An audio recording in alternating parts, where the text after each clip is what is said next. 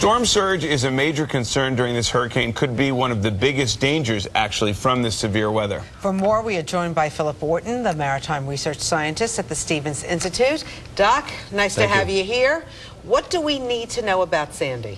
Well, a key point I want to get out there is that it's looking like it'll be worse than Irene was, and it could be much worse than Irene. Why do you say that?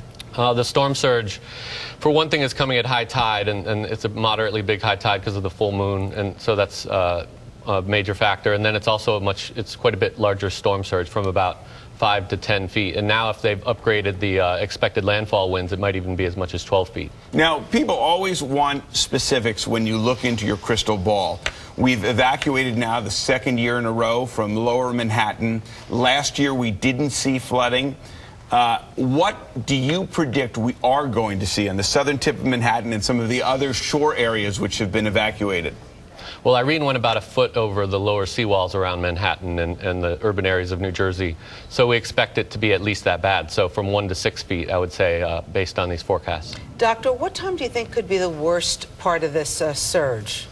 We're getting a clue right now because it's high tide, so if people look outside, the next high tide's in 12 hours tonight at just before 9 o'clock for New York Harbor, so and about two or 3 hours later in Long Island Sound. So tonight, 9 to 11 o'clock, it's going to be several feet higher than the water levels you see this morning.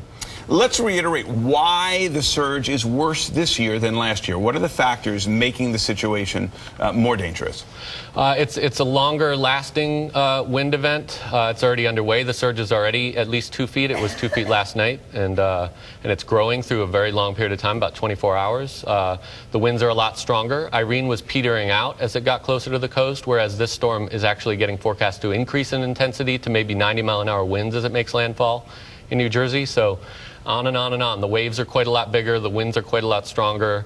The open coasts are getting, maybe a unprecedented erosion event. So they may have flooding into neighborhoods that's very high.